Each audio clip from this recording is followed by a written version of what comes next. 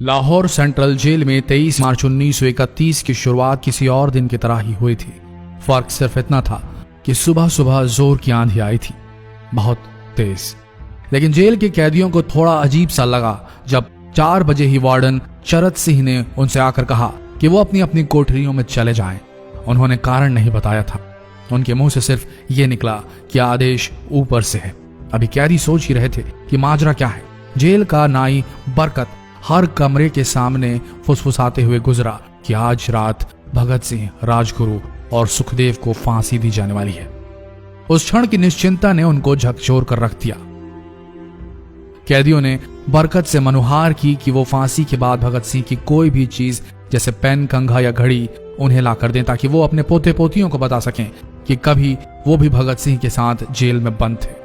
बरकत भगत सिंह की कोठरी में गया और वहां से उनका पेन और कंघा ले आया। सारे कैदियों में होड़ लग गई कि किसका उस पर अधिकार हो। आखिर में ड्रॉ निकाला गया, लाहौर कॉन्स्पिरेसी केस। अब सब कैदी चुप हो चले थे।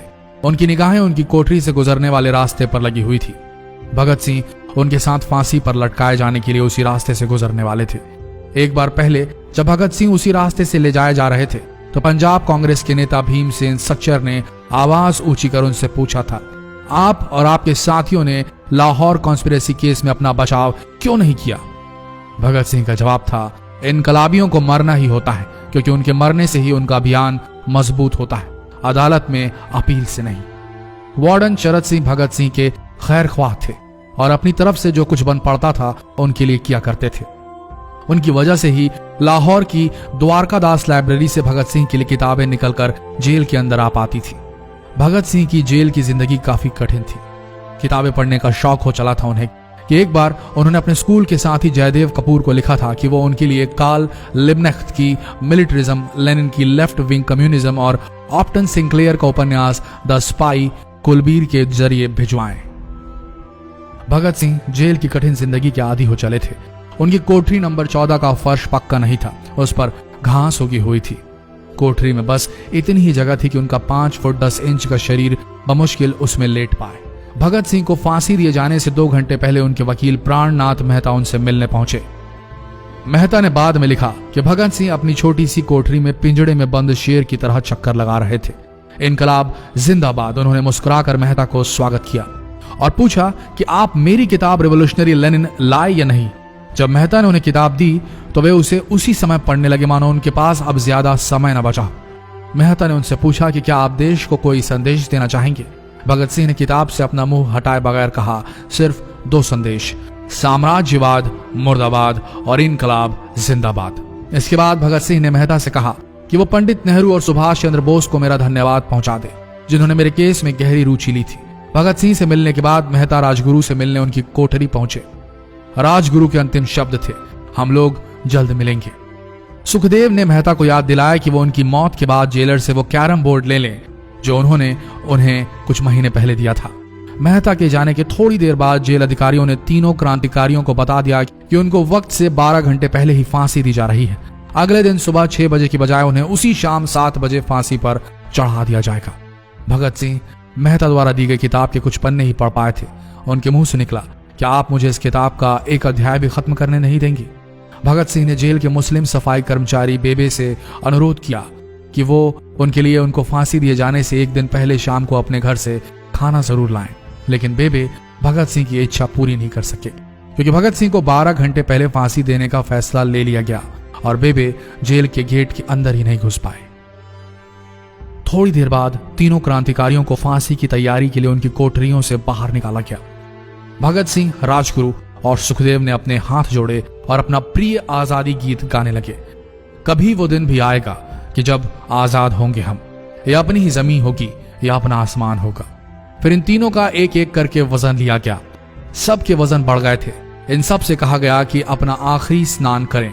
फिर उनको काले कपड़े पहनाए गए लेकिन उनके चेहरे खुले रहने दिए गए। चरत सिंह ने भगत सिंह के कान में फुसफुसा कर कहा कि वाहे गुरु को याद करो। फांसी का तख्ता भगत सिंह लिए बोले, पूरी जिंदगी मैंने ईश्वर को याद नहीं किया। असल में मैंने कई बार गरीबों के कलेश के लिए ईश्वर को कोसा भी है। अगर मैं अब उनसे माफी मांग लूं तो वो कहेंगे कि इससे बड़ा डरपोक कोई नहीं। इसका अंत नजदीक आ रहा है, इसलिए ये माफी मांग रहा है। जैसे ही जेल की घड़ी ने 6 बजाया, कैदियों ने दूर से आती कुछ पद चांपें सुनी। उनके साथ भारी बूटों के जमीन पर पड़ने की आवाजें भी आ रही थी। साथ में एक गाने का भी दबा स्वर सुनाई दे रहा था। सरफरोशी की तमन्ना अब हमारे दिल में है। सभी को अचानक जोर जोर से इनकलाब जिंदाबाद और हिंदुस्तान आजाद हो के नारे सुनाई देने लगे। फांसी का तख्ता पुराना था, लेकिन फांसी देने वाला काफी तंदुरुस्त। फांसी देने के लिए मसीह जल्लाद को लाहौर के पास शाहदरा से बुलवाया गया था। भगत सिंह इन तीनों के बीच में खड़े थे। भगत सिंह अपनी मां को दिया गया वो वचन पूरा करना चाहते थे कि वो फांसी के तख्ते से इनकलाब जिंदाबाद का नारा लगाएंगे। लाहौर जिला कांग्रेस के सचिव पिंडी दास सोंधी का घर लाहौर सेंट्रल जेल से बिल्कुल लगा हुआ था। भगत सिंह ने इतनी जोर से इनकलाब जिंदाबाद का नारा लगाया कि उनकी आवाज सोंधी के घर तक सुनाई थी। उनकी आवाज सुनते ही जेल के दूसरे कैदी भी नारे लगाने लगे। तीनों युवा क्रांतिकारियों के गले में फांसी की रस्सी डाल दी गई, उनके हाथ और पैर बांध दिए गए। तभी जल्लाद ने पूछा, सबसे पहले कौन जाएगा? सुखदेव ने सबसे पहले फांसी पर लटकने की हामी भरी।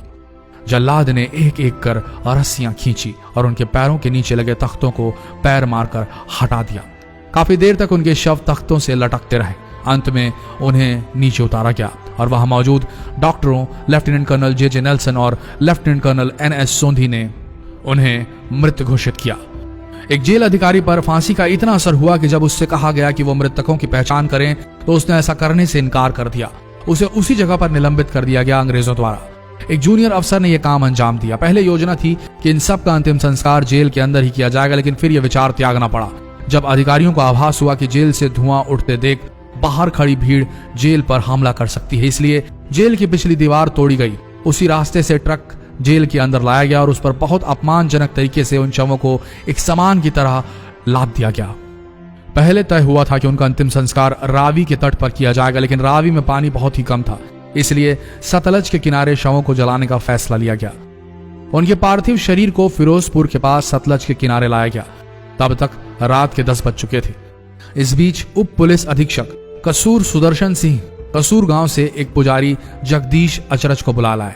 अभी उनमें आग लगाई ही गई थी कि लोगों को इसके बारे में पता चल गया। जैसे ही ब्रितानी सैनिकों ने लोगों को अपनी तरफ आते देखा, वो शवों को वहीं छोड़कर अपने वाहनों की तरफ भागे। सारी रात गांव के लोगों ने उन शवों के चारों ओर पहरा दिया। अगले दिन दोपहर के आसपास जिला मजिस्ट्रेट के दस्तखत के साथ लाहौर के कई इलाकों में नोटिस चिपकाया गया, जिसमें बताया गया कि भगत सिंह, सुखदेव और राजगुरु का सतलज के किनारे हिंदू सिख रीति से अंतिम संस्कार कर दिया गया है। तो ये थे भगत सिंह की जिंदगी के वो 12 आखिरी घंटे। आशा करते हैं इस वीडियो में सुनाई गई ये कहानी आज युवा पीढ़ी के दिलों में मर चुके देशभक्ति को जगाने में कामयाब होंगे। जितना हो सके इस संदेश को पूरे देश में पहुंचाएं। इस वीडियो को शेयर करें फेसबुक पर, व्हाट्सएप पर, और हो सके तो इस पेज को फॉलो करें ताकि ऐसे ही वीडियोस आप तक सही समय पर पहुंच सके। मिलते हैं अगले वीडियो में, तब तक के लिए आप सबका धन्यवाद।